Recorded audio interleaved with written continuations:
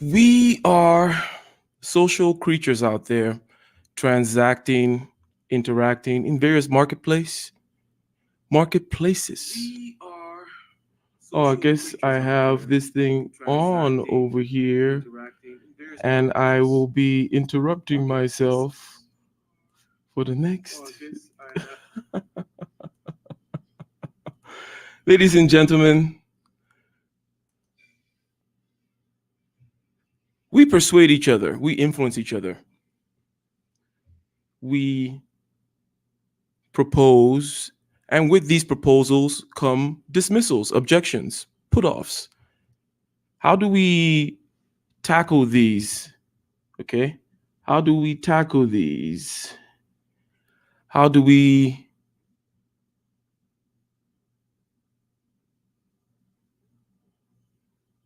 overcome objections? Are you there, Dr. Thunder? Yeah, I'm here. Oops, that's the wrong one. There we go. Excellent, excellent. So we're getting ish done. This is getting ish done with Dr. Thunder, and today we'll be talking about tackling objections and tackling and overcoming. I would say, acknowledging and moving past. And to just kick us off in this conversation,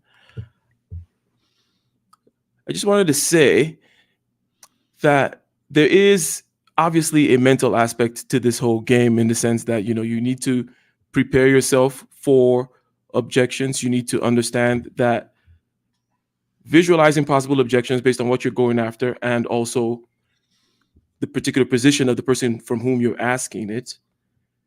Visualizing that, visualizing possible counters, and also visualizing the victories almost so that you can have a certain kind of confidence. all that all that is absolutely necessary. However, one main thing about objections is, from my point of view, they are hidden. Objections are hiding a particular reason. You see, people don't want to give you the real objection. The real objection is maybe something having to do with fear, doubt, greed, uncertainty, lack of trust, right? So just this fundamental idea that underneath whatever may be said, there is usually something that is hidden, and that makes sense for it to be hidden because people generally don't want to reveal the inner workings of themselves to anyone other than perhaps even maybe their therapist or their priest or something, right? So why should I tell you the real reason why I'm scared of making this purchase? Maybe it's because I don't really think I'm going to go to the gym. That's why I don't want to buy this gym membership from you. I'm just putting you off and saying, you know what, I put you off. I say I can't do it right now, or I don't have time to discuss it, or I got to talk to my wife, blah, blah, blah. But anyways, any comments about this main idea of objections being rooted? The verbalized objections are just covers for something a little deeper, perhaps also emotional or something of that nature. Yeah, I mean, people are going to object, reject, put off. They're going to do all of those things, and you want to have it of confidence in yourself and not appear to, that this is your first rodeo. You don't want to be surprised when these objections arise.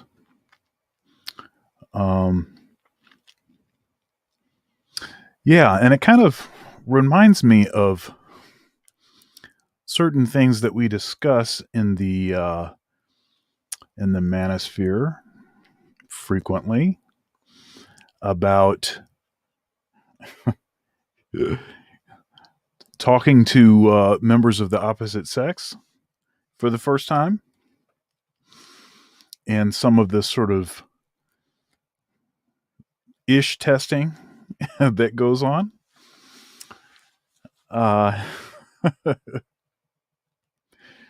You want me to play this video? So yeah, go ahead. And I think perhaps it's right in line with the idea of a real objection or the real transaction that's going on in people's head versus what they say, you know. All right, here we go.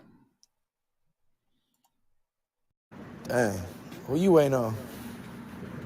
Waiting on my Uber. Waiting on your Uber? Why you out here by yourself? You look too good to be out here by yourself.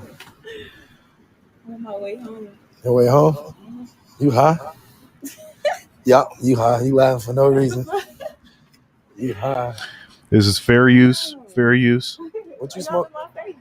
I'm trying to. What's your name? Alexis. Alexis. Oh, that's a beautiful name. My name's Joel.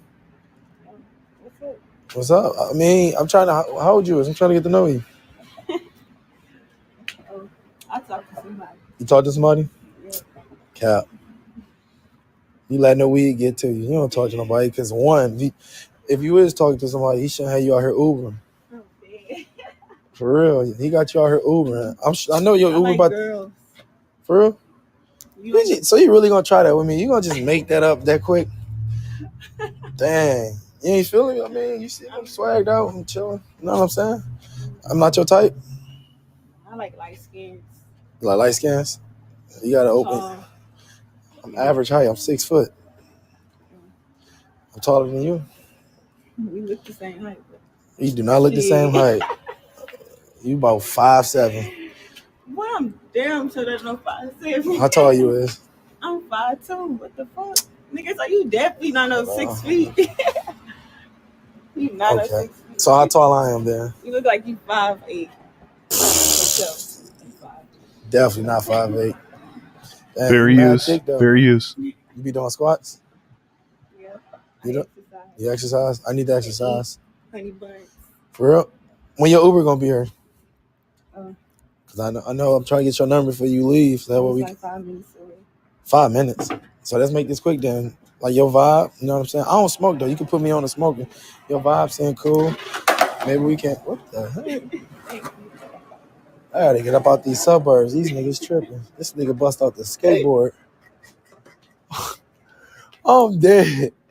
Bro, it's 8 o'clock. This nigga bust out a whole skateboard out the gas station. What? Look. So look, let me get your number. Maybe we can chill. You know what I'm saying? Get to know each other. I don't give my number to just anybody. Who For are real? you? You just walked up on me. I'm a nigga trying to get your number. You ain't used to that? I mean, niggas holler at me all the time. I'm just saying. Bro, you weird. Like you just came up to me and talking. I'm a social person. But I mean, it's cool. Fair I'ma use. just let it be, you know what I'm saying? All right, I'm gonna just, she don't like social people. She can keep going with that Uber. It's 8 o'clock and she catching an Uber by herself. She talking about something weird. What up? Huh? Yeah. She said, hey, before I even walked to the car. What? Oh, it's cold. What's up? You had a whole car and you didn't even offer me a ride. I ain't offered you. That's weird. But you just came and talking to me. I mean, All right. So Dr. Thunder, why did you play that video? Well, I mean, it kind of goes to my point, not his first rodeo, right? So she is constantly trying to say no, and he's finding another way around to keep the conversation going, talking about pretty, trivial kind of things, stuff that's not really important stuff, but keeping the conversation going, stuff like he's 6 feet. Anytime she says, well, I'd like this, and he's like, well, I'm kind of like this, and he keeps. And one thing, of course, that happens, and this is one of these, gold digger prank videos. But one thing that happens is she sees him walking towards this car, which is very expensive, which I think suggests that he has a particular value that she was not aware of initially. And as soon as she sniffs that out, her song totally changes. She's singing a new song. If I was to let it keep playing, she's as assertive as he was. She is that assertive. She's more assertive. Trying to get her to take him for a ride or take her for a ride, all kind of stuff. It's interesting that once you establish a particular frame, how things will change, perspectives will change, and now because you're esteemed to have a certain value, now the position, the positioning and perspective and now it's not just I'm bothering you. Now it's you actually want something that I have. And that's a much better position to be in. Interesting. Now, there is an idea behind that is right in line with something I was going to say about this objections thing. And by the way, the first thing I had mentioned earlier was objections cover other reasons. The verbalized objections cover other reasons.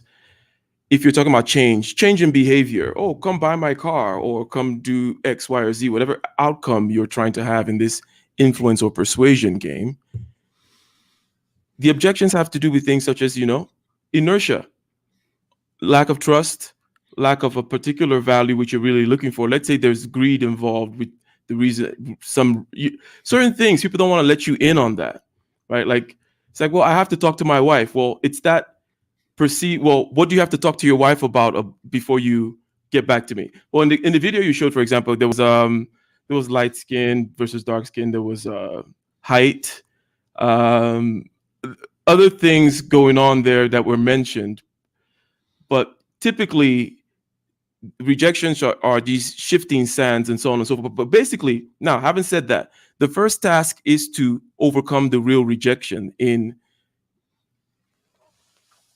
many regards, in whatever little persuasive dance one is involved in. So basically, what does that mean, right? How do you overcome, or how do you find the objections? Basically, you acknowledge and you try to get past it, okay? You bring up possible rejections and you simply get past them. For example, right? Someone could tell you I need to talk to some other decision maker, right? I need to consult with the CFO, right? Or I need to talk to my wife about getting this gym membership or this package or before making you my accountant and so on and so forth. I need to talk to the CFO or this other person or blah, blah, blah. You can ask, and the whole idea is to get to a question is, well, besides that fact, or if that person were here, if your wife was here right now, what would she say? Or if it's a question of price, you would ask, well, anyways, besides price, is there any other reason why you would not use this thing? And it's going towards, take, for example, one main reason why people don't do something is a kind of lack of urgency due to putting certain decisions in the future. So take, for example, if I were to say, you need to get a tax accountant, right? Let's just, generally speaking, you're at that point where like, I got to get a tax accountant. Maybe I've been putting it off forever, still do my own taxes and do certain things. I know I can get some benefit, blah, blah, blah. But the decision might be a pain in the butt. So at this point where they're telling you, I'm putting this decision into the future, I'll think we're not making that decision right now in this particular quarter of the business. We're looking at next year, so on and so forth. Talk to me next month. Basically, if you say, look, this is something you got to do, and you don't have to, you don't say it this way, but this is the real situation of what's going on. They have to do something, but you want to make it easy for them. Imagine if you had this app where it's like, you just swipe left here, all your signature, all the documents show up in this DocuSign easy way. It makes the flow easy. Get it over with is the idea here. You're trying to tell people, hey, get this decision over with. I'm the guy to make this decision easy for you. You know how you needed an accountant. You've met the right guy. I'll make it smooth for you. We both know you got to do this stuff. You put it into the future. Who knows? You're gonna meet some other guy who makes it clunky for you. You got to sign papers. You got to fax him stuff. Anyway, you get the idea. But just wanted to add that point of finding the real objection in this situation is people don't just have that urgency or they're putting something out into the future. Okay, I don't know. Any thoughts about that or what you have said earlier about when you talked about the reason for playing that video about the switch, about the change? Well, yeah. So I mean, it's almost like a different person. She becomes a different person totally when she immediately when she recognizes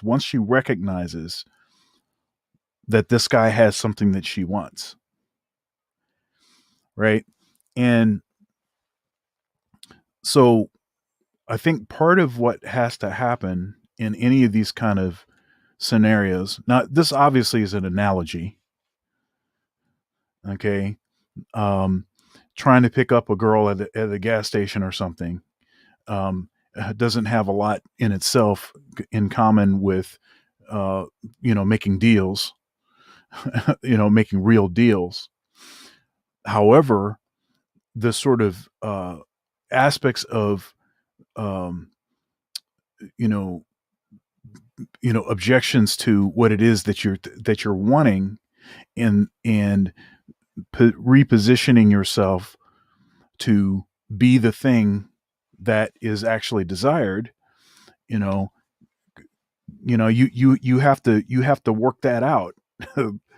You have to figure out how to get to that.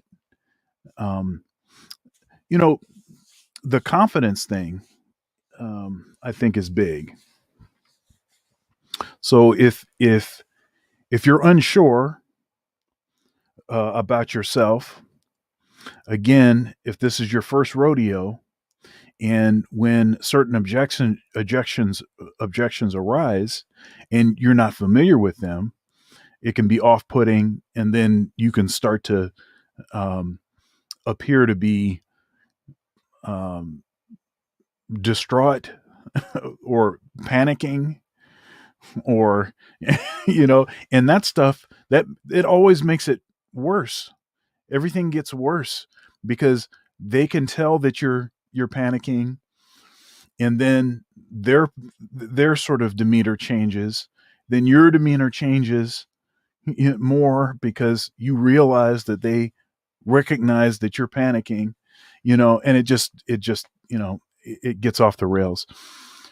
But again, it's interesting that once it was established that he had something that she wanted, even all of the failure that he had previously totally disappeared. That stuff didn't even matter. So I think that's interesting. However, rather simple in the sense that the landscape of whatever game is going on should be obvious if you think about it. And it just goes back to my whole, you don't expect people to tell you what makes them tick on your, you need to make certain assumptions and go with that. And they're typically true. One of which is whatever they're telling you is not the real reason for anything. And it's probably because in this particular case, for example, it was a different game that was being played, right? Totally, in a certain sense, right? A different game is being played, and because you did not. So let me ask you this, Dr. Thunder, right? Because you say, if you don't expect that and certain things like that, where for me, I'm like, okay, I mentioned visualizations before of you have a particular outcome that you're looking for, from whom you're asking, and what are the possible objections, right? And Right. how do you do that dance? You mentioned first rodeo type stuff, because some people talk about, like, if it's in sales, for example, role playing or just real life encounters. But but that's just one kind. Perhaps that maybe is learning blindly. But what does practice look like? If you, I know that practice is different from the performance. Okay, but what does practice look like in this particular regard? If you have anything to say about it. Yeah, I think you have to put yourself in a lot of situations where you're going to be uncomfortable and you have to sort of think on your feet. One reason that I used this particular YouTuber, this is the guy's name's Joel. He's got a couple different what am I saying? A couple different YouTube channels. Does stuff on Facebook also. And so he's done a lot of these. Okay. So he was not going to be surprised by whatever was said. And the other thing is, I think he was always aware of the fact that even if he crashed and burned, he was still getting video. So even if he failed, he was still achieving something that he wanted to accomplish. And that is to get the footage. So in a manner of speaking, if you always sort of are looking to the next thing and not treating any particular scenario like the end, the be all, if I don't get this one thing, everything's over. And if you don't look at things that way, then I think you'll be in better shape. But what was I going to say? It's something that I do. This is about the footage thing. Especially during the pandemic, but sometimes it is the case that, I've had gigs that aren't necessarily the best attended events. That maybe it's on a slow night at a club or something. But the thing is I'm always videoing. I'm always, gathering, footage.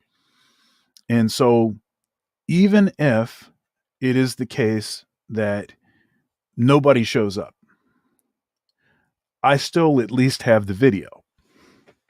And then I could use the video for something, right? I could edit the video. I could release some stuff on YouTube. I could do whatever. So I at least always have that. So if I'm always sort of looking at whatever is going on as a process, as opposed to as a defining moment or something, then I'm going to, and a lot of this is sort of psychological, but, at some point, that's all it is psychological. Indeed. So the first part, speaking of this psychological thing here, and what getting used to, let's use that phrase, for example, right? It is a phrase that we use. What is getting used to? You can even call it like programming due to exposure, right? Certain changes, certain expectations, things get less jarring, blah, blah, blah, loses novelty. So getting used to not being your first rodeo, as you put it. That, in other words, there's a practice aspect of that as well that goes beyond just simple experience, right? So yes, if you reconcile yourself with the fact with the uncomfortable feeling, right, beforehand, of that there will be objections, there will be a dance to be had here in whatever kind of persuasive or influence communication type dance one is doing, then when you go in there and you feel that the temperature start rising in the room, you're like, okay, I expected this. Okay, this is what happens when temperatures start rising. As you talk about, you always have your whenever there's a whenever you're doing it, always have your water with you, right? Because you know that is part of the. If you stay hydrated, it's key when the temperature starts rising. It's yeah. So certain things like that are what would make makes the fine distinctions, right, that help you to overcome and to win, you know. Are there any particular like fine distinctions that you can give between the someone who is 60% there in terms of understanding this versus someone who actually practices and is at 90% there of their game, right? Yeah. So one thing is that's interesting is this again. There's this sort of analogy between you know pickup artists and having like a lot of quantity. A lot of quantity. Like so, it is said that if your success ratio as a pickup artist is 1 out of 10, then that's like incredibly successful. That's like, that's, that is incredibly successful. 1 out of 30, 1 out of 100 would be good. So 1 out of 10 is incredible, right? Now, if this is my first go and I get 10 rejections in a row, then I may look at that as a failure because I don't really know anything about what the actual numbers would necessarily look like if I was doing good or not. And so I think that's an interesting thing. I think there's one thing you want to try to learn how to do is to demystify an objection. If you've seen the objection before, then you can sort of have practiced ways to navigate around whatever that objection is. There's stuff like, and some of this stuff will sound like sort of cliche, the thing that, have thick skin, this thing, or develop thick skin. And really all that means is that don't take this stuff personally. Don't take it like it's an indication that there's something deficient in you, but rather just take it again as an opportunity to learn. Yeah. So the thing about the numbers, for example, it's like in sales, one of the main, in any kind of thing that you're trying to do, you may have this particular idea. Maybe Snuggles, finally figured out how to an efficient way of creating this graphene material, and he's going out there looking for funding. He's out there trying to sell the dream. He should have some idea of the numbers, how many people he has to talk to in order to remotely possibly even get this to work. And then in real time, having to assess the mistakes and moving on as a result of having a big funnel. Now, having your pipeline full is really what I'm getting at here. When it comes to any kind of endeavor that you're trying to, don't have your sights narrowed. Like, okay, I'm going after these 3 people. If these 3 people don't fund my business, then Right. I guess it wasn't meant to be, right? That kind of things. Like, no, at least try an initial list of 300 people. Who knows, right? That kind of thing, right? So having a full pipeline, having an understanding, and I would not like to say something like an abundance mentality. That's just silly because you have to do, these are things, you're trying to get things from specific groups of people, and they have to be in the position to give you those things. So there is some work to be done. In other words, sifting through.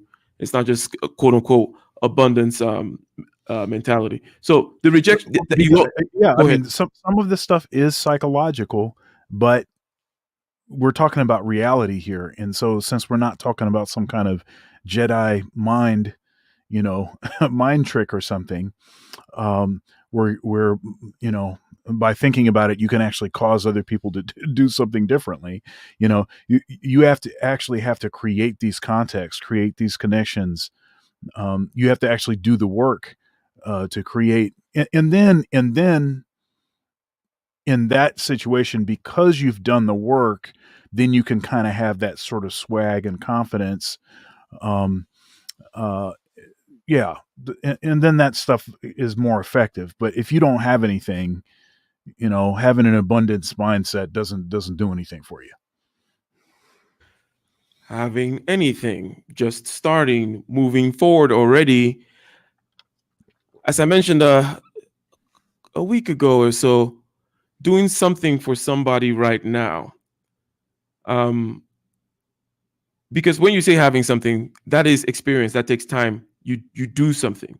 And when you were also saying looking at every situation from a big picture perspective so that you look at it as a process as opposed to I'm judging certain principles on an instance by instance basis, right?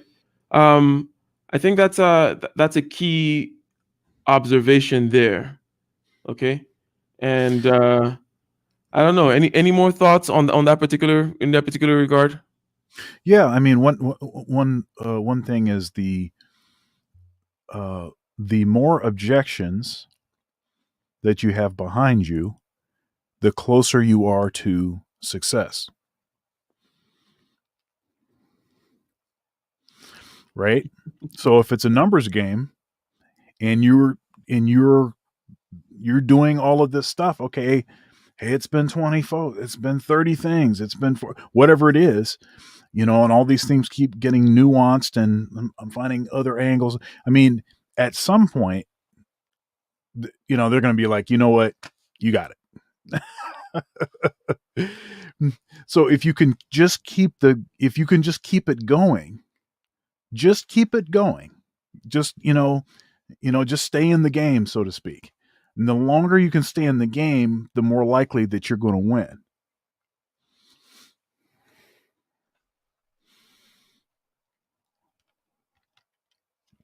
The longer you can stay in the game. Ladies and gentlemen, shout out to the chat. Shout out to Dr. Thunder in the house.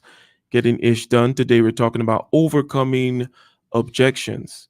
As I said in the beginning, we are out here in various marketplaces, okay? Whether it be the sexual marketplace or the marketplace for petroleum, the marketplace for certain electrician services in Michigan, right? We're transacting, we're interacting with the family, the friends, the cousins on a particular level, and with the grocers and your tax accountants on other levels. And people have propositions to make, people have rejections to offer. A big part of reasons why people don't do or get certain outcomes is because they haven't yet mastered this very basic aspect of us social animals, which is called the soft skills stuff, right? And I think that it is because primarily people don't put a analytical framework on top of it, as could be summarized by looking at the numbers aspect, for example, looking at the reasons aspect, for example. Which, for example, this analogy I have for objections is like overcoming objections is like melting wax, basically, because again, the whole theory is it's layers upon layers of I'm afraid, or I have some inertia. I'm uncertain about the fact that I will actually use this gym membership. That's why I don't want to buy this gym membership. I'm uncertain about the fact that I'm worthy of something or the other, or general uncertainty about the future, or I don't trust you, or I'm greedy, or I'm going to stab you in the back. That's why, or whatever it may be. There are all these reasons that are deep down and that people don't tell you out there up front. Now, one basic thing that I tend to do is just ask a question. I given that melting of wax model, I just get past objection after objection by asking a question, because basically I bring up objections such as, okay, other than the fact that you've never used me as for your software, as your software engineer before, is there any other reason why you wouldn't, think about? Or other than the fact that whatever it may be, whatever possible objection, like I know you have a good relationship with this particular, other than the fact that, you've signed already a contract with this other person for a year, is there any reason why you would not use? Because you're trying to get past the convenient excuses that they may have. Because besides the objections, they may have some real excuses, which is to say, hey, you know what, I just but again, as you mentioned, when the frame changed in the video you played, her whole game changed. I was like, oh, this is the game that I actually was playing. Why don't you tell me about this game? So, Facts. Yeah. but basically, I ask about the next. Okay. Then if you tell me, okay, you know what? Maybe it's about the price. And I say, well, Mm. yes, I understand. You kind of acknowledge that price thing, and you say, well, other than the price, is there any other reason? And then at some point, you'll find that it was that easy to just walk past the price objection, right? Because whatever is below price will be more about, let's say, the fear of, let's say, spending that money, right? Or some kind of a thought that you can put off that spending for the future. The pain Mhm. of going through the process. Can you make it easy for me? Can you take this money off my hands? Or it's like I got to do this thing, but I'm holding so tight to the money that I need this particular persuader person, salesperson, whomever, or you trying to get business from somebody, or persuade them to go give you a raise, give you whatever it may be. You have to almost wrestle it out of their hands type situation, and it's more of an emotional dance than not. So for me, I always just ask questions, get past, similar to what was shown in the video about, as you said, he just kept on moving. Like there was a shifting goalpost, and he was Yeah. fine with all the shifting. Like, say, oh, we're playing this, we're playing like, that kind of a thing. But when it comes to rejection, though, and the mental aspect that you talked about, like to go out there selling cable door to door, or selling your dream for your graphene company to different venture capitalists, and or trying to convince banks to give you this loan because you're going to start this consortium, and where you're going to combine all these dentist firms together and become the next whatever it may be. When you're getting rejection after rejection, okay, what is this mental game that you're talking about? Because in real time, it is a tough blow, rejection in real time, regardless of your view of the numbers and your idea of, oh, it's just one more till the next. Well, there's this the Michael Jordan quote. I'll say it here. This is a common quote. We've all heard this. I've missed more than 9,000 shots in my career. I've lost almost 300 games. 26 times I've been trusted to take the game-winning shot and missed. I've failed over and over and over again in my life, and that is why I succeed. Right? So the rejection thing, so you're going to take some L's, and you have to be okay with taking L's. And to my earlier point, the more rejections, so the more objections that you sort of stave off, the closer you are to the goal, but also the more rejections, the closer to success also, right? Because you're not going to forever and ever, amen, be told no. Somebody at some point is going to say yes. And it's at one point, it is just a numbers game. I just haven't talked to the person that I need to talk to yet. To the back to the objections, thing. I'm realizing more and more that everything is about leverage. And the more leverage that you can generate is going to be interpreted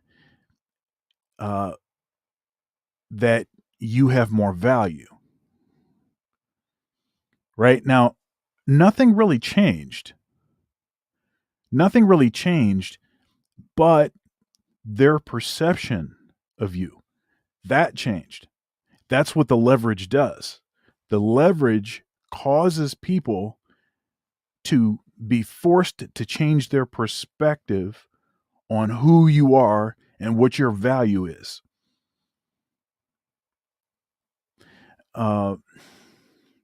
That What should let me ask you? Let me. That, what should our view of this be? Because you know what, this some people look at this as a jaded point of view in terms of human relations. I don't think there's anything jaded about the relation about social stuff and the reality, seeing the realities of social stuff. But the leverage, you take this leverage, which somebody once said, give me the right leverage in the right place, and I can move the earth. Yeah, leverage is very powerful. And then with this leverage, you actually cause someone to change their perspective of you. And what some people tend to do is then have some kind of bitterness towards this situation and say, oh, well, it's just because of the car. That's why she did that. Or it's just because another way to put it is, look, like when you go get money from the bank, they too want to see the car, right? They're like, where's the collateral? Where's the proof? Where's the show that you've done? Where's the leverage? Where's something that we can hold on to? And people tend to look at that as some kind of a dirty thing, and therefore hate the whole persuasion leveraging game. I mean, what are your thoughts on that? Yeah. So when I was younger, and maybe not even that much younger,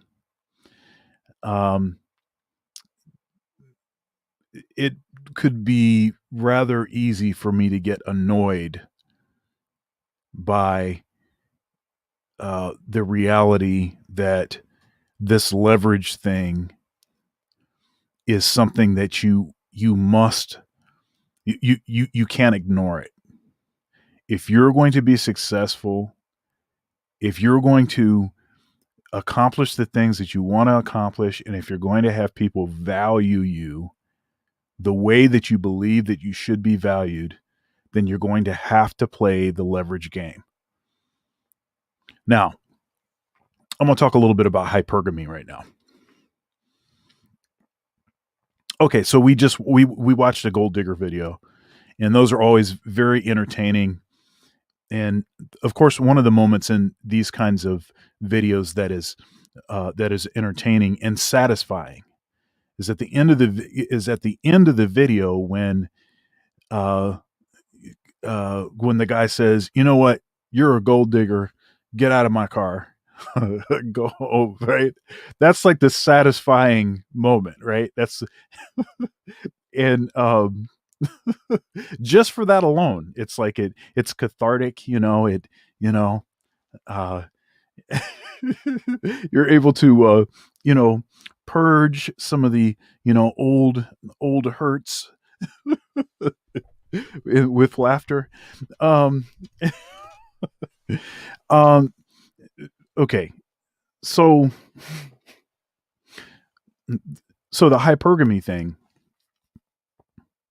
see, there's an aspect of hypergamy that matter of fact, I don't hate hypergamy. I think that's just it's just smart, honestly. It kind of makes sense, doesn't it? It makes total sense. I mean, if you have, say, if you got 10 guys to choose from, you're a woman and you have 10 guys to choose from, probably not going to pick the guy that is below the height that you want. If there's other guys that are taller, probably not going to pick the guy that's out of shape. Probably not going to pick the broke dude. Probably not going to pick the guy that's got 5 baby mamas. You're probably not going to do that, right?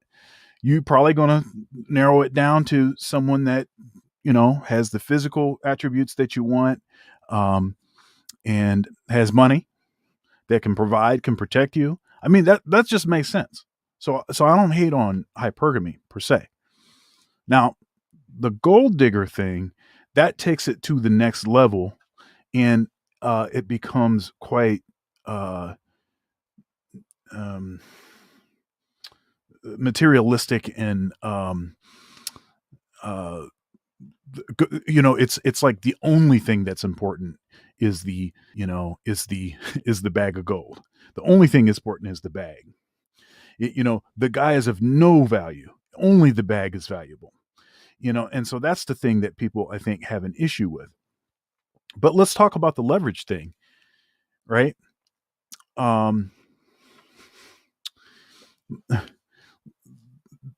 So in this video and in these gold digger videos with the cars, the guys with the car, they know how to apply the pressure. They know what leverage to use to get any of these women that have that flaw, that gold digger flaw, where all they can see is gold and nothing else matters, and they'll do anything for it. They know what the leverage is for that. It's the car. Okay. Now everybody can't acquire that leverage, because the car is expensive. But if you know that that's what the deal is, then get the car. Right? Then you won the game. And it is just a simple equation. And again, something that may seem very challenging and hard to do, once you actually know what the code is, now all of a sudden it becomes very easy. And it is a leverage game. This is a leverage game. And yeah, you can be annoyed by the fact that you must play the leverage game if you want to be valued at the in your career, if you want to be valued. This is one of the reasons why applying for jobs in other companies, in the academy, for instance, it's regular practice. Cats are applying for jobs all the time because they want you to constantly know that, hey, I'm valuable. Other folks want me. So, hey, what's wrong with you? Why ain't you paying me right? Why ain't you doing it right? So yeah.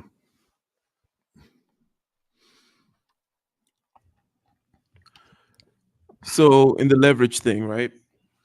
And then I asked you, well, we look at the leverage, we look at the game, we look at the moving parts, we look at almost human puppetry or whatever it is that is off-putting about negotiation, persuasion, and trying to get at the primal level of things, because that's it's like all the other fluff on the top, but there's something primal going on. There's something somebody wants, and there's some other kinds of ways in which they're approaching it. Either they're approaching it from a position of greed or from this or that or whatever it may be. But you said, oh, there's a difference between understanding what you want and then being a gold digger. And then you talked about, let's say, going forward in your career, applying for that job, saying, I want to be valued.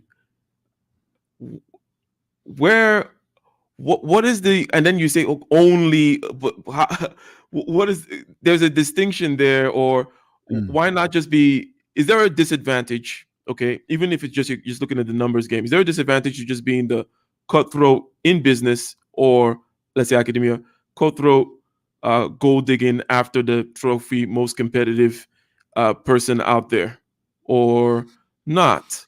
Is there anything wrong with the way you put it, having the bag as the only thing that matters, at least when viewed from the outside? Or you get what I'm saying? Well, I think part of the reason we have a sort of visceral reaction against gold diggers is that deep down we know that there's more to life than just chasing the bag. That there's inherent value in people. And so it's kind of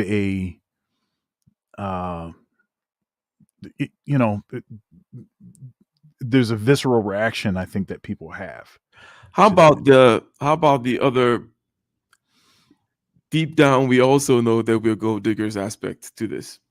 There's a I don't know if gold digger may be the but whatever it is that could be more generalized about the behavior of a gold digger, which is let's show would it be greed if we're trying to throw a concept on top of it? Is that would you agree with that word, or what would you call it?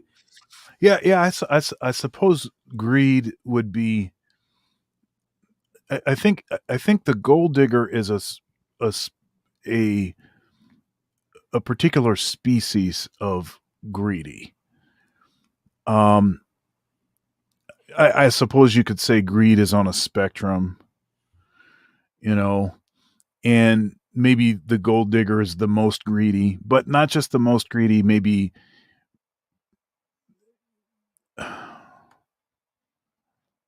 because I think you can be greedy and still have some sense, like still have like you know a sense of certain value, like still kind of see that people are not just for your for you to gain more stuff, but so I think you can be greedy and still see that. I actually think that in you know in my research that I've conducted over the last couple weeks or whatever, I've seen a lot of these videos, and the same sort of glossed look comes over the face. Like you can see the moment when they realize that this is the bag of gold that they've been looking for, and it's like a complete shift in personality and everything. I mean, sometimes, like I was watching one of these where the guy is telling the girl, "Hey, well, I'll let you get in the car." I mean, and she was totally rejecting the cat, didn't want to have anything to do with him. He was not her type, everything else. Then, like when she sees the car, he's her type. I mean, she's saying anything and everything. Just wants him to take her for a ride in the car. He says, "Well, I don't know if I can have you get in the car."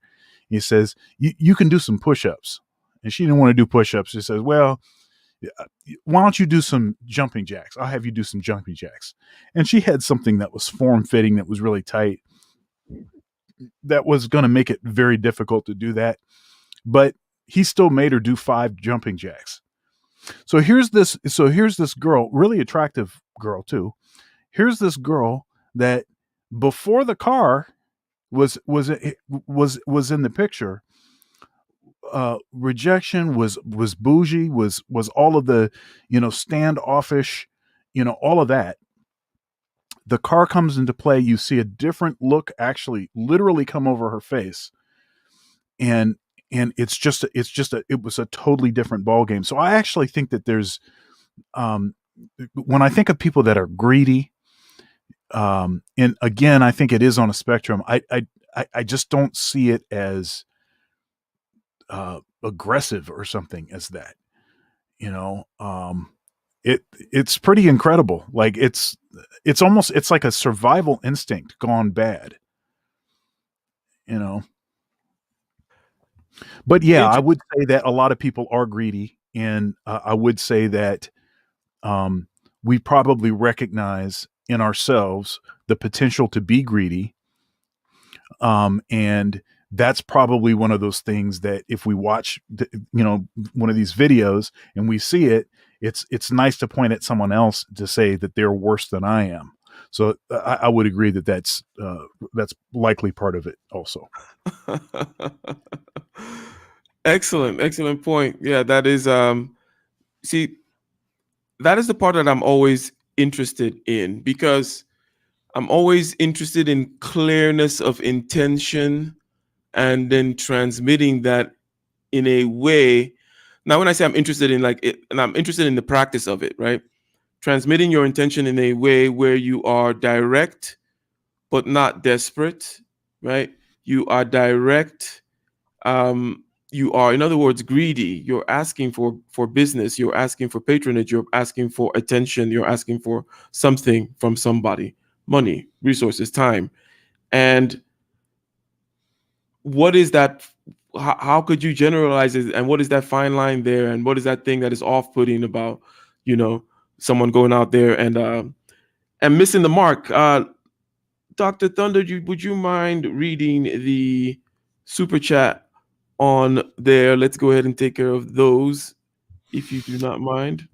Sure. We've got a $5 super chat from DC.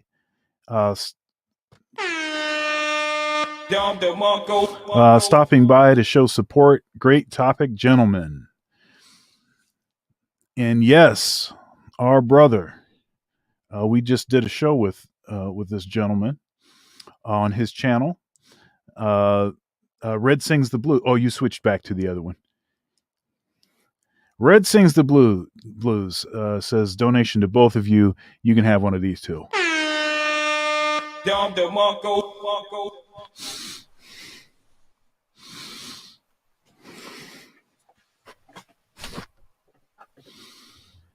And DC goes at it again. I think DC had this one earlier that I did not highlight. Or is that the same one? Oh yeah, no, that seems like that's the same one. Oh, okay. Oh no, wait a minute, maybe not. Oh no, or maybe it's just similar. No, I think it's the same one. Interesting. I think you're right, sir. Excellent.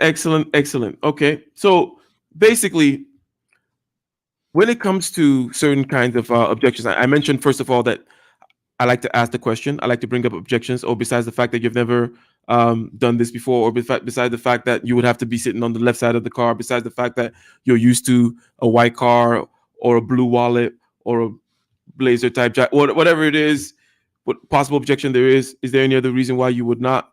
Another thing is to understand about the emotion, to get more to understand about the emotional aspect of people's actual reasons for not doing something. That fear thing is to commiserate with them in some way, right? By telling them, by asking them, like, you know what, when was the last time, you made a decision like this? When was the last time you made a purchase like this? When was the last time you chose to switch your cell phone provider, right? What was that experience like, and that kind of thing? Or you could talk about whatever, if you're some real estate person, the last time you purchased a house or something like that. What was difficult about it? What you wish could change? And how, by the way, you're going to make sure that that particular difficulty is taken care of for them in this particular case, right? You're pulling them into a particular future which they know they would like to go into. Generally speaking, people don't, if there's no interest whatsoever in the thing, I think it'll be obvious. But generally, the directions in which you're pulling people towards, provided that you have value and they can see it, are directions that they would like for themselves anyways, right? You're telling them to invest in your company, for example. There is something in them that would like to be investors, right? But maybe they're skeptical about you. Maybe they're afraid of, they don't think they know much about investing, and all these other kinds of things, right? So basically commiserating with them about how you're going to reduce the barriers to entry. The last time that they made a decision like this, how did it go? The last time you made a decision like this, how did it go? And so on and so forth. But what do you think about like the commiseration aspect when it comes to any kind of a persuasive conversation of any kind, right? Could be even to your son or something. Well, that's an interesting approach. I think the advantage of something like that is to sort of further sort of humanize yourself, to sort of try to establish some things in common. And I think that when people have the idea that you're more the same than you are different, then you can use, I mean, it's a kind of leverage, right? I mean, you can use that to, I too struggled with a certain kind of decision And so I can, I understand why you would struggle with this, you know, this kind of decision. It's a big decision, you know, um, that sort of approach, I think can be effective. Yes, yes, yes. Because as I said, it's almost there's an aspect. It's almost like being a midwife. Someone talked about, also it's similar to certain philosophical discourse, for example, especially between like a teacher type and a student, is you're helping them birth their ideas through, and a lot of times you're helping people to take the next steps towards the betterment of their lives. How are we doing on that? Or shout out to Aizen Sama in the house, says for the wealth of knowledge in this conversation.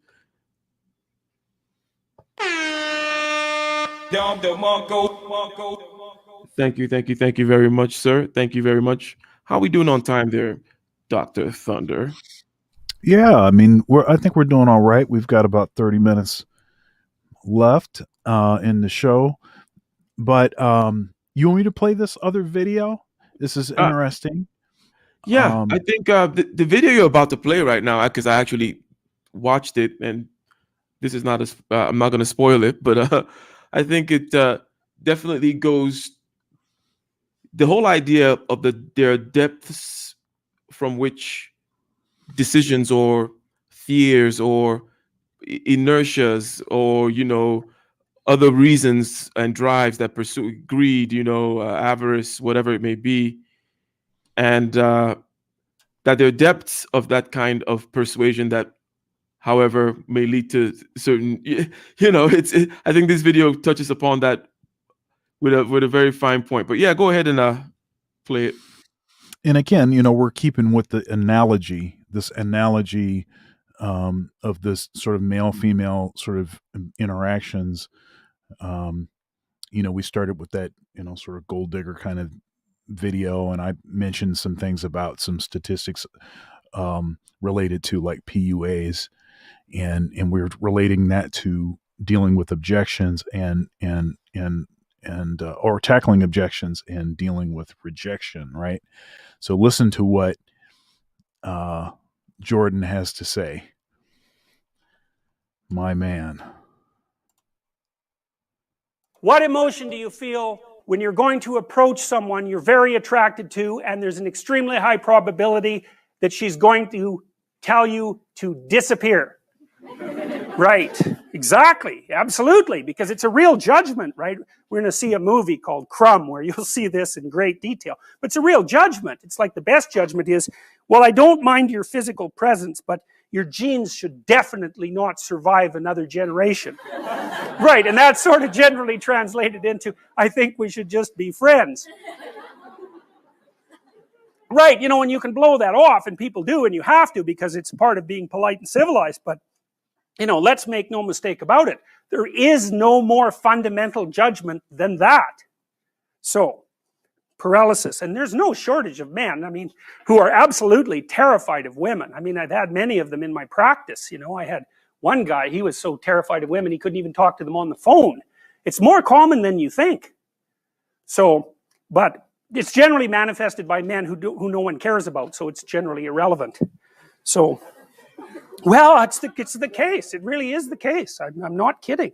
They're low status men. They're people that are generally regarded as losers, and there isn't anybody who really gives a damn about what happens to them one way or another. And there's a lot more men in that category than there are women. Women are in all sorts of, social categories that cause them misery and distress, but that one seems to be predominantly male. One of the things I'm going to do when we talk about Freud is I'm going to show you this movie Crumb, which I just told you about, and it's a very rare thing because it shows you the world from the perspective of very intelligent male losers, and that's just not a perspective you ever see, because it's the winners that tell the stories about their life. It's like, who the hell cares about the life of a loser? But this movie is about a loser who became a winner, and almost as an act of revenge, and it's great. It's great examination of the Oedipal complex. Remarkable. Women select men That makes them nature. Because nature is what selects. And so, you know, you can think, well, it's only symbolic that women are nature. It's like, no, it's not just symbolic. It's not just symbolic. You know, and the woman, in some sense, is the gatekeeper to not in some sense, is the gatekeeper to reproductive success. And you can't get more like nature than that. In fact, it's the very definition of nature. So, as I said, there are lots of reasons why these symbolic representations are set up the way they are. All right, so that's the great mother, nature. The queen, the matrix is something from which all things form. Same root word as matter, mother, all the same root word. The matriarch, the container, the cornucopia, the object to be fertilized, the source of all things, the fecund, the pregnant. There are more parts of the associational network. The strange, the emotional, the foreigner, the place of return and rest, the deep, the valley, the cleft, the cave, hell, death, and the grave, the moon, ruler of the night and the mysterious dark, and matter and the earth. So those aren't necessarily associated with femininity, but they're typically associated with femininity from a symbolic perspective. You know, so like generally, like a witch in a movie doesn't come riding out of the full bright sun at noon, right? That just doesn't happen because it doesn't make sense. It's a dark thing. And so if you saw that occurring in the light in a movie, you'd think, you know, what the hell's going on here? That doesn't make sense. And the reason it doesn't make sense is because it violates the complex, the symbolic complex. So those are female denizens of the underworld and hell. Very pleasant creatures. It's like Medusa with the head of snakes, you know. And if you ask, you know, why would a woman have a head of snakes in reference to a man? And that's really simple. I bet there are men here who know the answer to that. I don't know what you guys think about this, but I was pretty happy when I thought this up, and it took me a long time. So if you think about the world in Darwinian terms, right, it's a struggle for survival and reproduction, which are basically the same thing. Survival is you, but reproduction is the survival of your genes. So it's a survival issue over very long spans of time. Okay. What do we call the selection mechanism? Right, natural selection, right? It's nature who does the selection. Okay, so let me tell you something that makes female humans different than female chimps. I mean, there's lots of things that do, but but here's an important one. If you look at which male in a chimp troop fathers most of the offspring, it's the dominant male. But the reason for that isn't because the female chimps sort of flock around the dominant male. Now that happens in other species, but it doesn't happen with chimps. What happens is the dominant male chases all the subordinate males away and will interfere with any sexual behavior they manifest. It'll chase them away. The females, though, are perfectly happy to mate with a subordinate male if they're in heat and they get the opportunity. So they go into heat, which is something that doesn't happen with female humans, and they really don't care who they mate with. Okay. Female humans are much different than that. They're picky. So they're choosy. It's a big deal. It's a big deal that they're choosy. Women also seem to evaluate men for their fitness. Now, so lots of men have no sexual partners and they have no children. That's not the case with women. Almost all women have one child or more. And it's a rare woman indeed who cannot find a sexual partner. Some of you undoubtedly have already experienced what it's like to be possessed by a particularly stupid idea. You know, so maybe you've grown out of one or two of the stupid ideas that possessed you, or maybe you're possessed by an attraction to someone you can't control, or you can't control your eating behavior, or you're a pushover when it comes to interpersonal interactions because you're too agreeable, or you fly off the handle and fight, and you know, none of this is really under your control. And so all of those things that manifest themselves not only in your behaviors but in your perceptions themselves, you know, they tend to take on embodied form and use you as the vehicle for their activity. So, you know, and when you're thinking about something like anger, for example, think about how it works, because it's quite peculiar. What must someone generally do? How must someone generally act if you're going to be angry at them? They have to be irritating, right? You know, they have to provoke you in some way. Well, the mere fact that you perceive what they're doing as irritating or provoking doesn't ensure that anyone else would have thought about it as irritating or provoking, or that that's what they meant, or that that's Fair what's use. happening. Fair And use. my point is, it's very important to think about these complexes of ideas as subpersonalities, because otherwise you really don't get what they're like.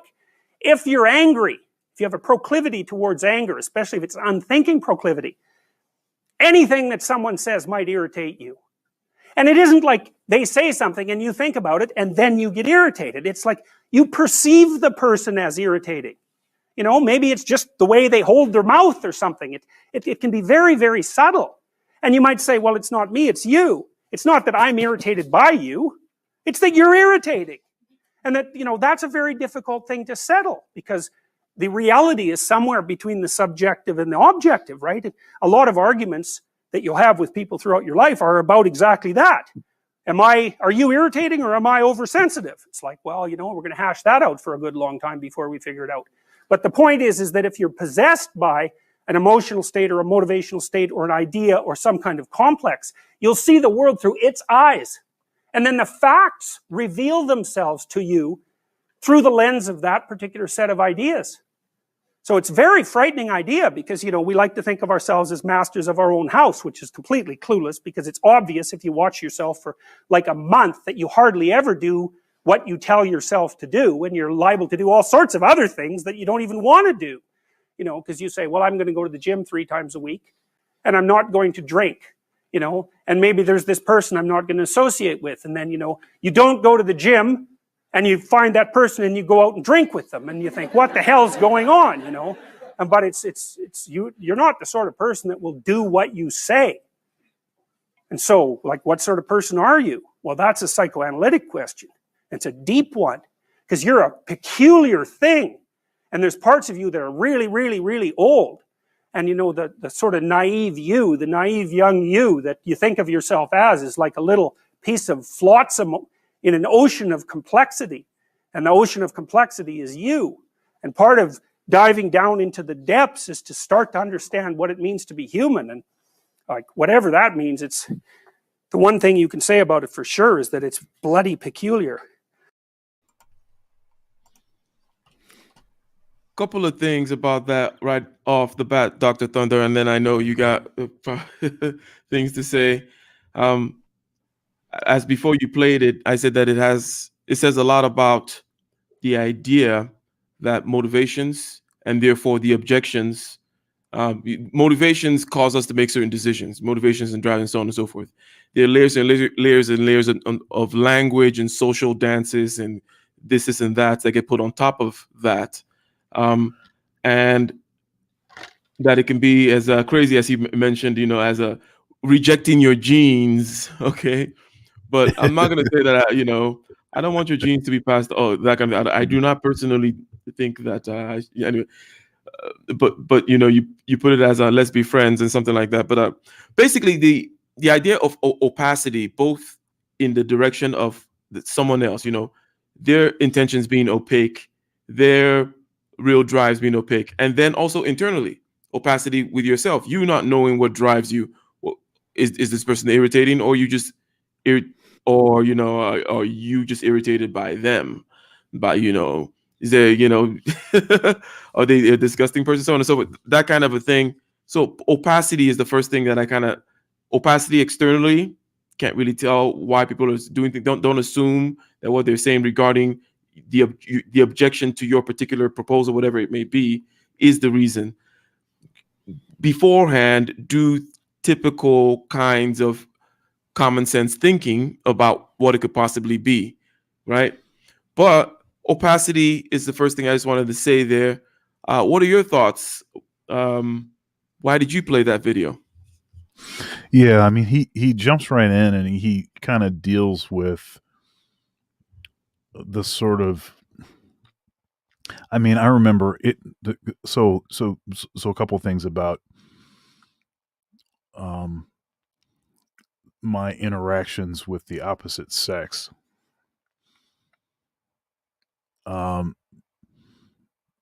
It wasn't that long ago that I uttered the words, "I'm afraid of women." And it took me a long time in my life. And I mean, I was, you know, I'm an introvert and shy.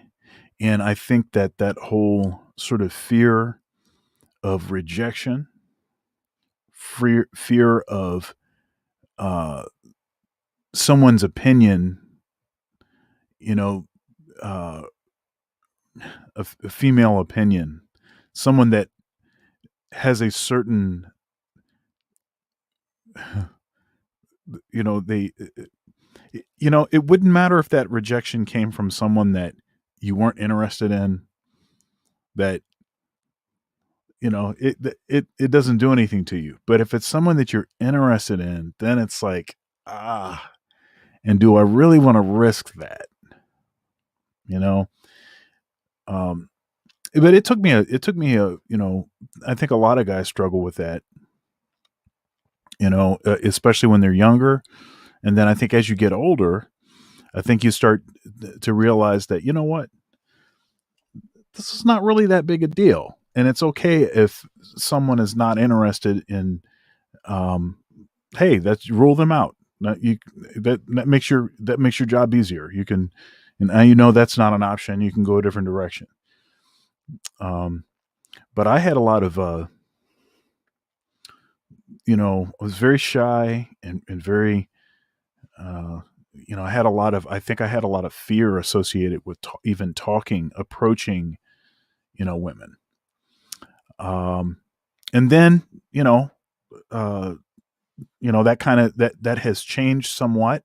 I don't know if it has totally changed. I think these days I have more of a sort of healthy fear, because I realize that with the way that things are in our world today, you have to be, especially as black man in America, and as big as I am, you have to be careful how you talk to women, so especially the ones that that you don't know. So I found it interesting as him getting right into the sort of core of why that rejection hurts. Again, it's that whole, your genes will not survive onto the next generation. I think that's where the sort of core of that fear comes from, is that rejection down to the molecule.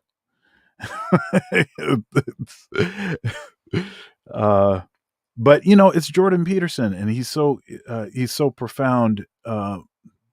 I just thought he really addressed the core of that whole rejection thing, at least where the fear of it comes from, and why I think that in many ways,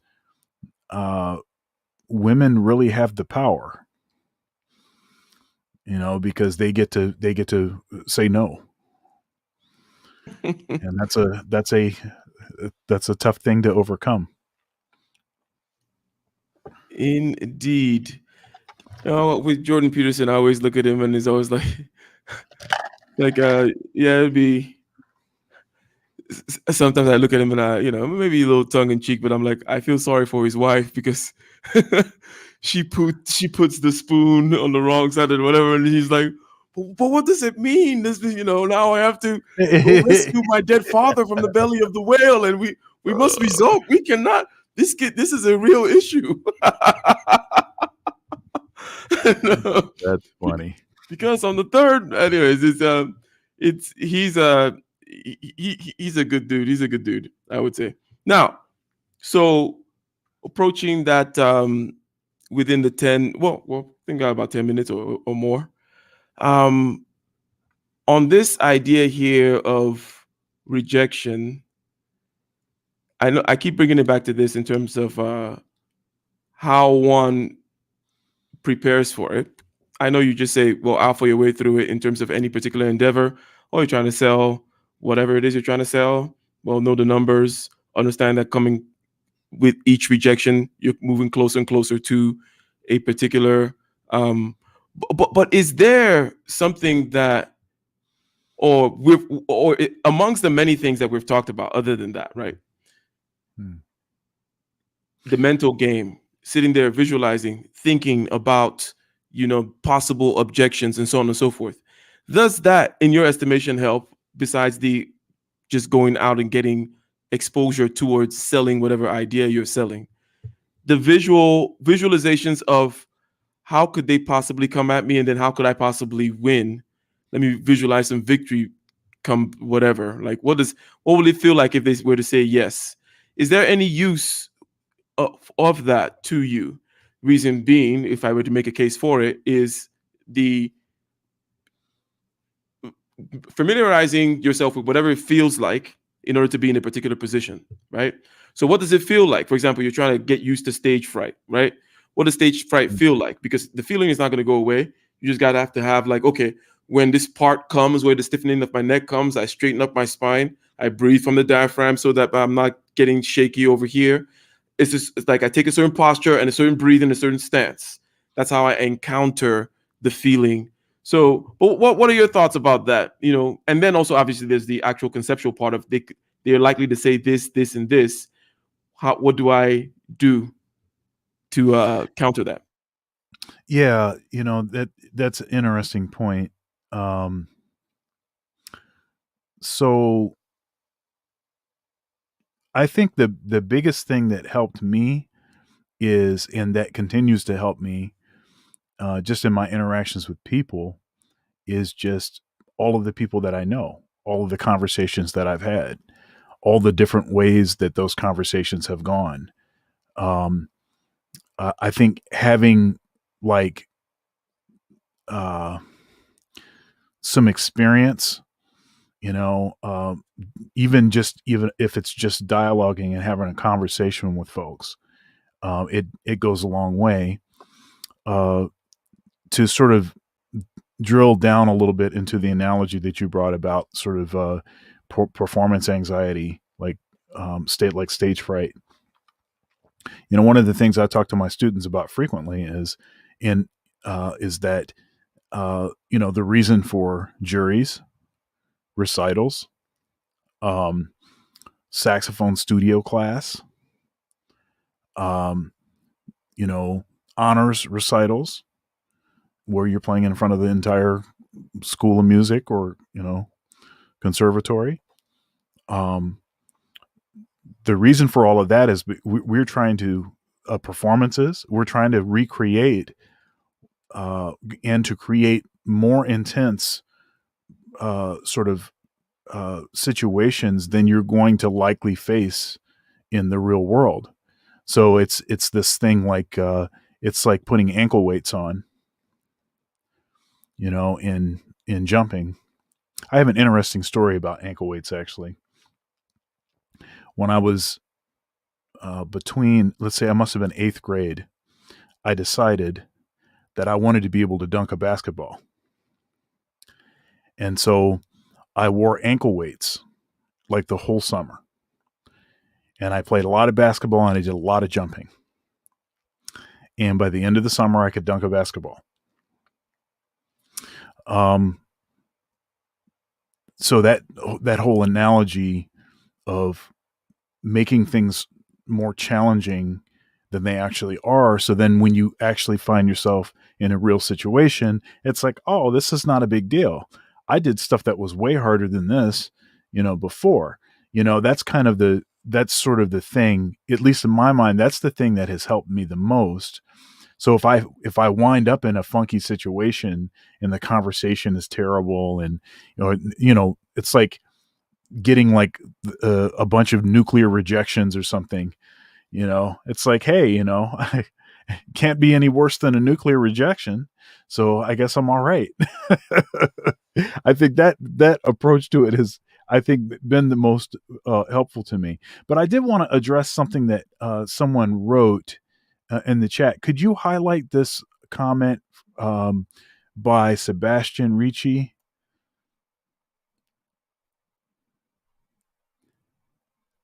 You see the comment I'm talking about?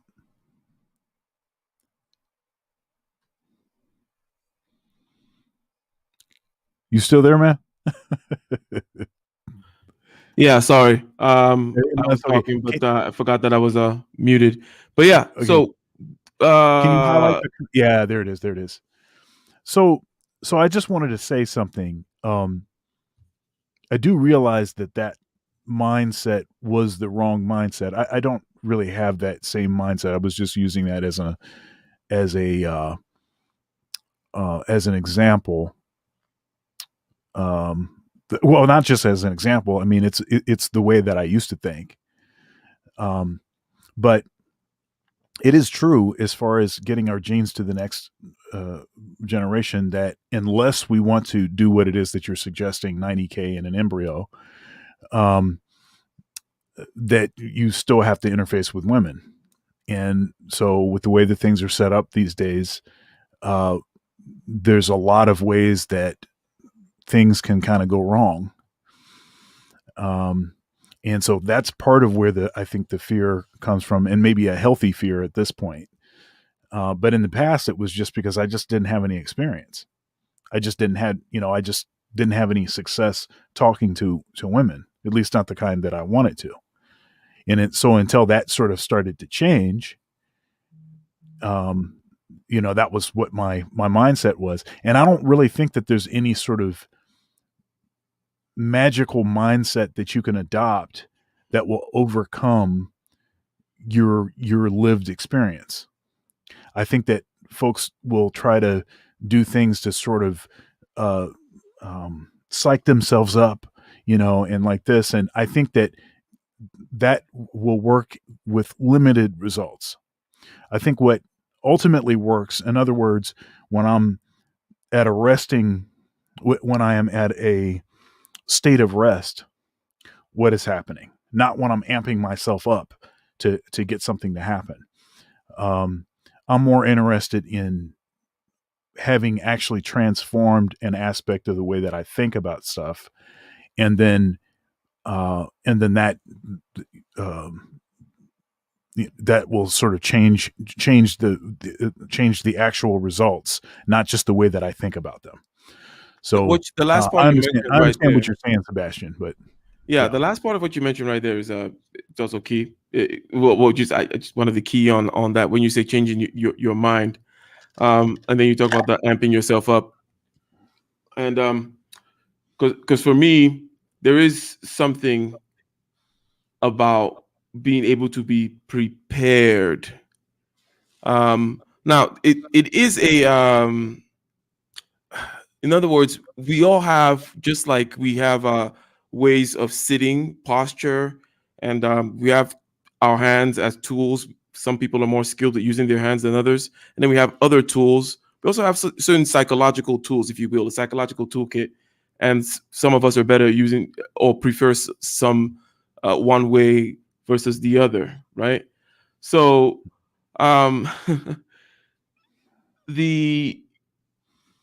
anyways, I'll because I think we're running out of time. And I think that we should have a part 2 of this. Okay. Yeah. Again, I think the idea of objections, rejections in that dance of communication, persuasion, influence of all kinds is absolutely key. And the offshoots of such a discussion, offshoots that lead to things such as, well, can you from the internal, build, as you suggest, a framework, a state of being, a certain level of comfort that then does the work for you externally, and as you mentioned, change the outcomes, change the dynamics of the actual interactions, and so on and so forth. And in that regard, I would say that becoming used to dealing with the extremities of whatever your state is, right? And here comes my popular feeling in your body, image in your head, talk in your head, your feeling, image, and talk. Whatever extremities that thing does, right? However fast your heart tends to beat, or whatever. In other words, understand, because we have panic attack level numbers, right? But then we have basically the normal people. But in other words, you need to know your range of, like, what does it feel like when how hot does the back of my ear get? How loud would that ringing sound in my ear get? Get used to all that so that when it starts happening in any stressful situation, okay, cool. Well, yeah, that's good old heat in the back of the ear. That's good old heart going again. Whatever, the back of my neck is hot, but Yeah, it that's just to lets be you know that expected. you're alive, and and that's okay, and that's and that's Exactly. fine. But yeah, to me the and that's part of like what I was talking about before about the whole demystifying certain things. Um, like if I'm in a situation and I start getting stressed or whatever, and then I start having manifestations that I've never had before, that's going to freak me out.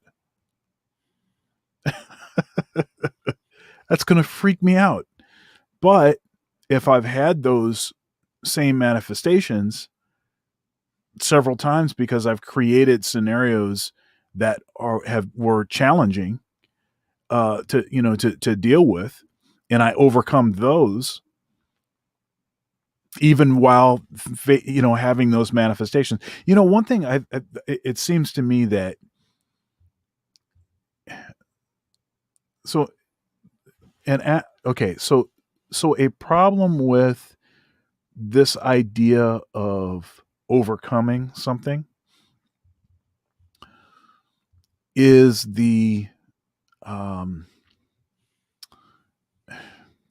is this idea that somehow all let's see, that there's been some sort of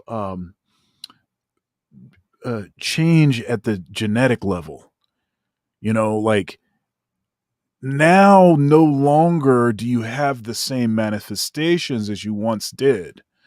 Now no longer so now you have ice water in your veins, right? You're a mutant, right? You have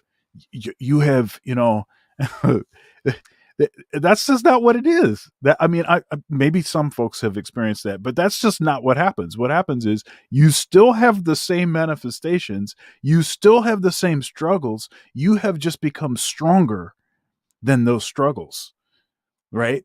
You just have become more experienced than those struggles, those manifestations knocking you off of your game, right? That's actually what happens.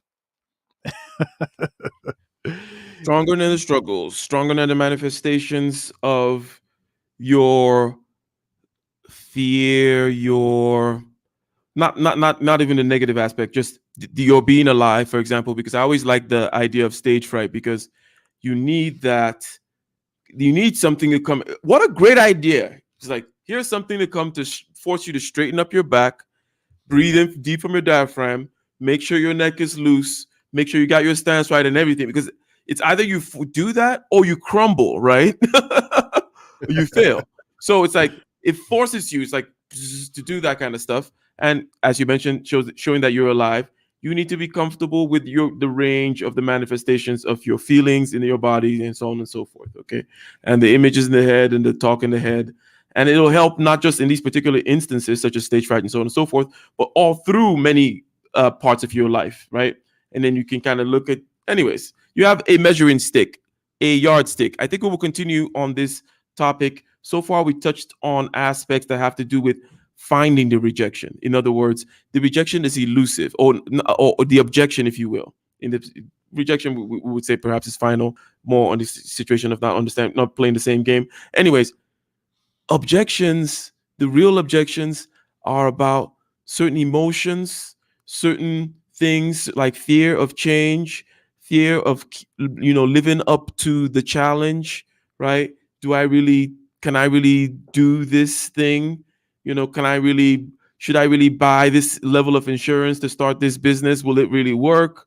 It's not that I don't trust the insurance lady, but I don't trust myself to follow through with finding business or paying this particular fee for this, that kind of a thing, right? And they're not going to tell you that.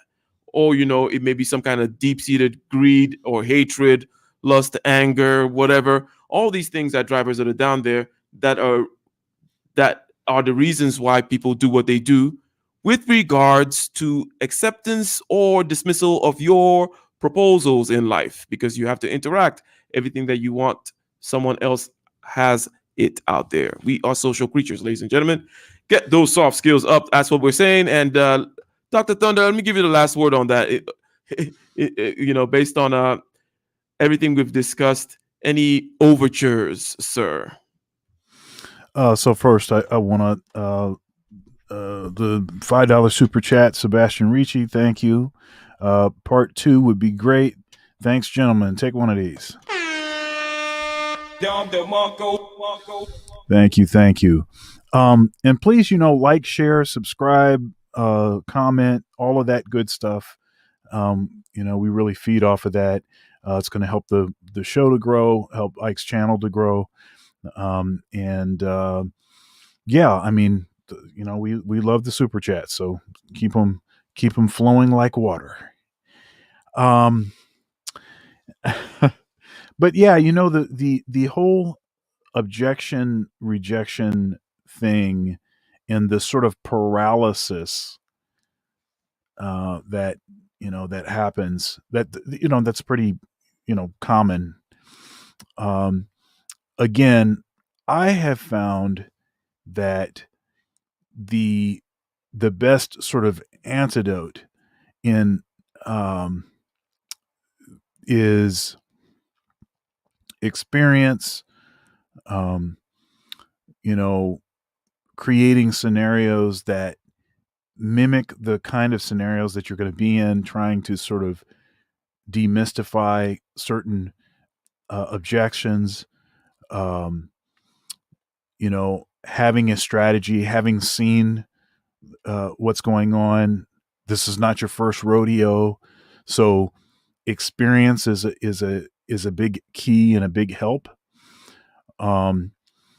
Realizing that the more rejections or objections that you face, then by the numbers, that necessarily means that the closer you are to success.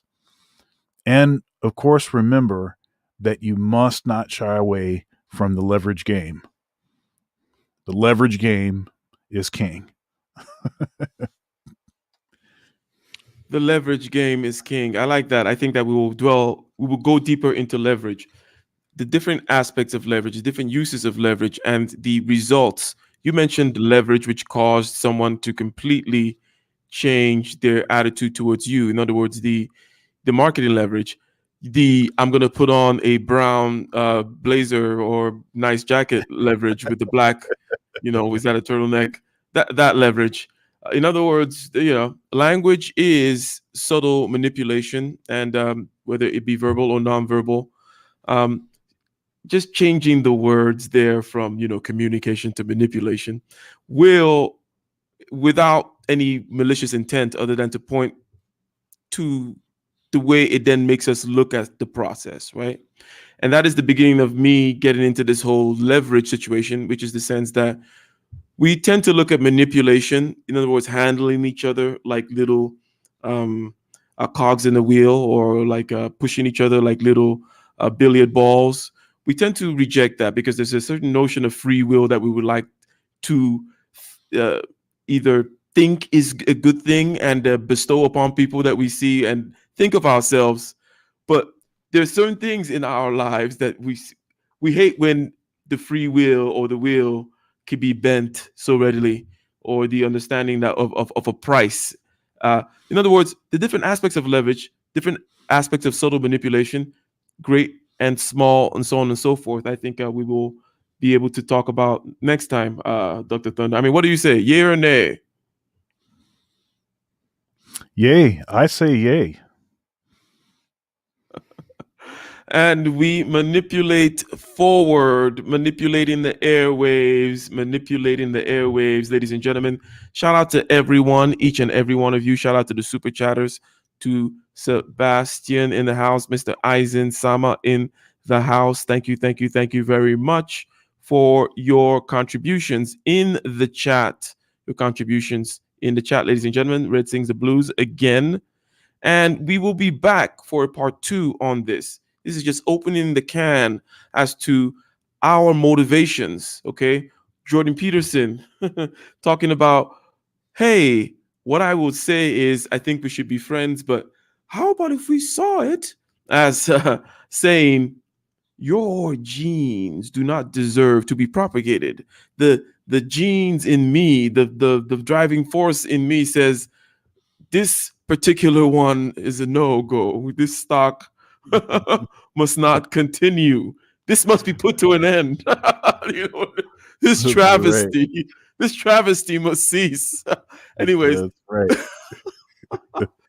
ladies and gentlemen, we will be seeing you next time, and we are out. Just like that, we end the broadcast.